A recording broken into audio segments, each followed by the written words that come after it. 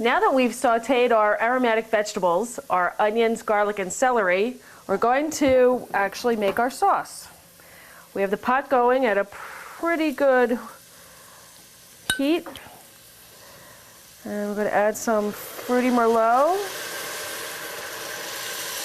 Wine is a great conduit of flavor, and a red wine is just what's called for here. Let that simmer for a second. Obviously, the alcohol cooks right out of it. And what's left is that great flavor agent.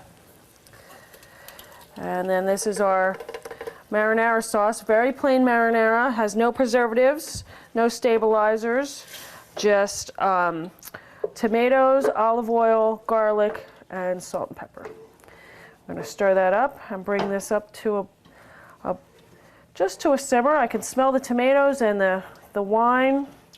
Smells delicious, and boy, is that a great shortcut to a really delicious sauce. I'm going to simmer that for a minute and add our sausage back in.